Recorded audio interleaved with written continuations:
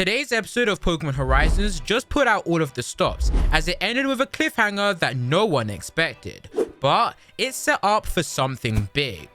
Let me remind all of you that this is an unsubbed review, therefore some of the things I do say or interpret may be inaccurate to what's actually said when the English subs do come out. But everyone, together, let's recap and review Pokemon Horizons episode 5, I Found You, Fuecoco. We continue off from last episode, being the meeting of Liko and Roy. It's nighttime and Roy has come to the Rising Voltacular's ship, which he saw in the previous episode. As he tries to climb up, we notice his ancient Pokeball in his bag start to glow. Now, this is very important for later in this episode and the story as a whole. Roy finally gets on board, amazed by the sight, but behind him is actually Captain Pikachu. He was charging up a Thunderbolt. I think we all know what's gonna happen next. We then cut to Liko, who is asleep, and if you look carefully, you'll see that her pendant is shining once again, like what happened in the last episode when Liko and Roy were close together. But when it did happen, one of the two were in some sort of danger. For last episode, it was Liko being chased by the wild Pokemon. For this episode, however, Roy is the one in danger because Liko wakes up to the sound of his scream. Liko heads out to the deck to find Captain Pikachu on top of Roy, who has been shocked, and Pikachu finally acts like he's caught a criminal, which made me laugh a lot. Everyone from the crew wakes up to see what has happened, and Friede congratulates Captain Pikachu for capturing the intruder, only to realize that the intruder is in fact Roy. Friede and Liko explain to everyone who Roy is and how they met, but she's wondering why Roy is even here, in which Roy goes up to Liko's face close up like he's about to confess his love or something, which Liko is super overwhelmed by because that's what she thinks Roy is about to do. But then he just says he wants to see Fuecoco, which was funny, and at least we now know that Liko isn't clearly oblivious to love, which again puts forward that this anime is more mature or aimed at an older audience, not just kids. And again, that is something a lot of us really wanted. Pokemon Horizons is delivering. After all of this, the crew tell Roy he shouldn't have snuck on board the ship, which he apologizes for. Friede then says that you like Fuecoco, huh? And Roy expresses to everyone why he likes Fuecoco so much, and he wants it to be his partner.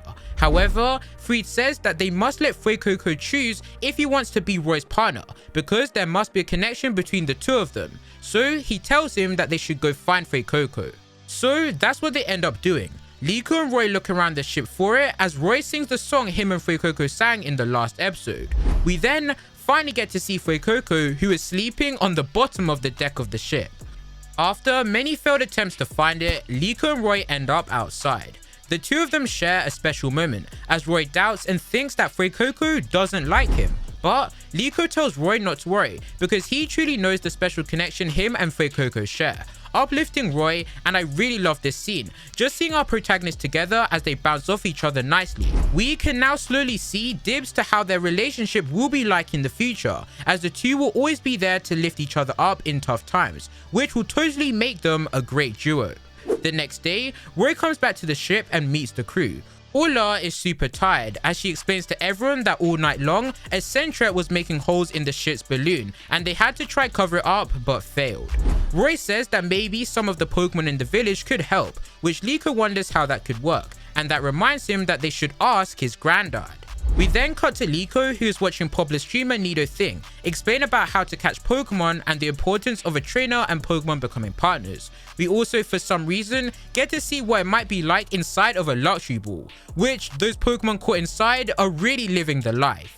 While this happens, Friede tells Charizard and Cap to go scout out the area for anything strange. Inside the ship, Roy puts some orange berries out on a chair and Mollie happens to catch him. He doesn't say what they're for, but of course we know he wanted to leave something for Fuecoco when it finally wakes up.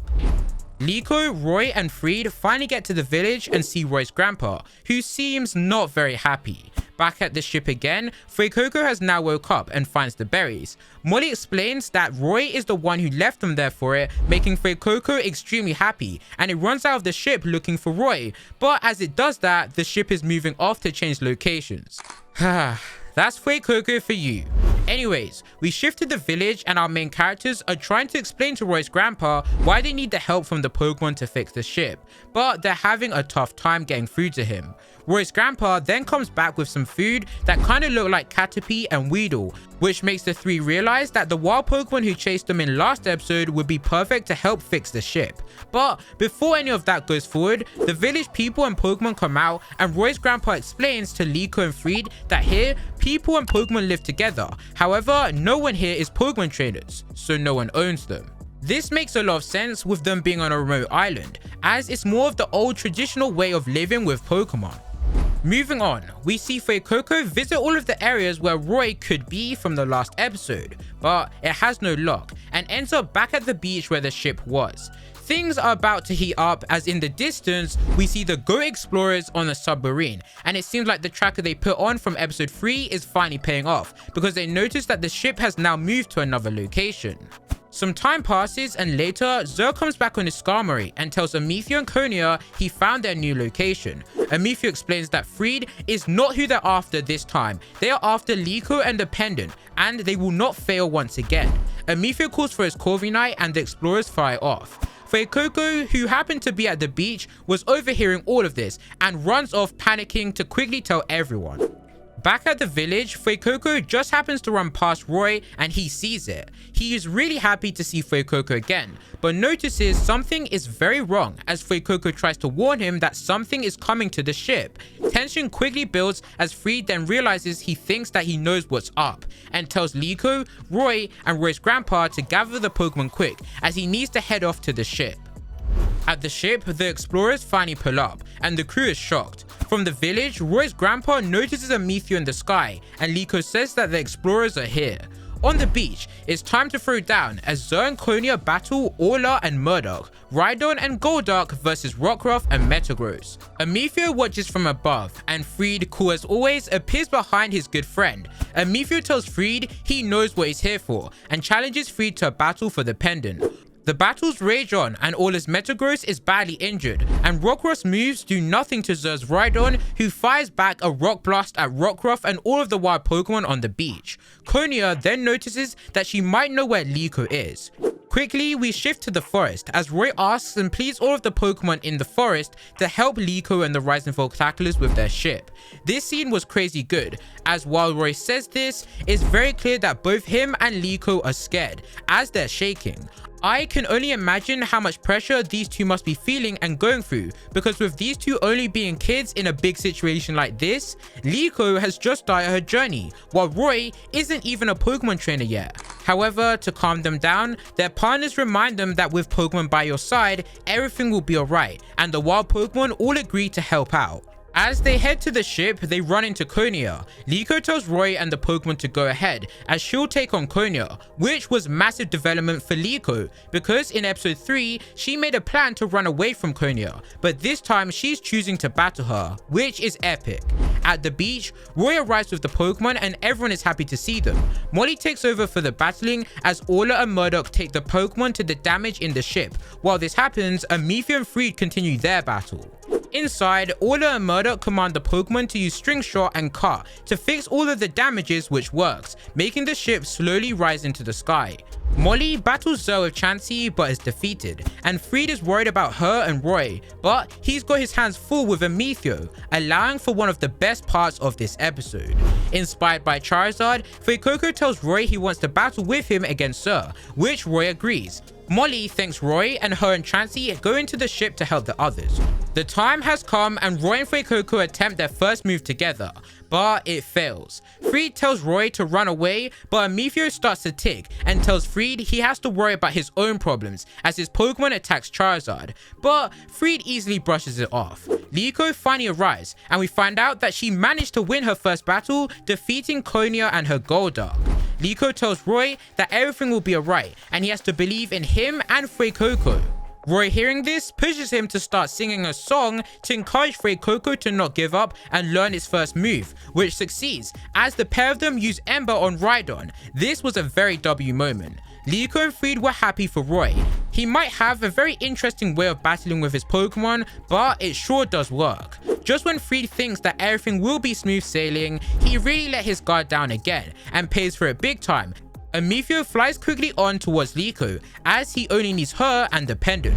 Corviknight then creates a huge tornado, preventing Friede and Roy from getting to Liko, who shouts for help. The episode comes to an end with Amethio closing in on Liko and Spriggatito, who have no one to help them. What a cliffhanger. Episode 5 was solid. It was really good. All of the moments with Roy now in the mix and interacting with the Rising Voltaculous characters, it feels like we're finally close to the true journey of the series now beginning. Roy may not be an official member of the Rising Voltaculous yet, but it sure does feel like he is one. In addition to that, Liko and Roy both had some major character development in this episode, together as a pair as they grew closer, but also individually, as they both showed signs of becoming true Pokemon trainers, which is awesome, and we love to see it. However, as much as so much happened in this episode, it's definitely a build-up or stepping stone to what's going to happen next, as episode 6 is truly where everything will go down. And I believe we will finally get to see that Shiny Rayquaza we've been waiting for. And man, you don't want to miss it, as Pokemon Horizons is just going to get even more crazier. If you enjoyed today's video, please be sure to give it a like and subscribe for all new future Pokemon anime related content, like my weekly videos on Pokemon Horizons.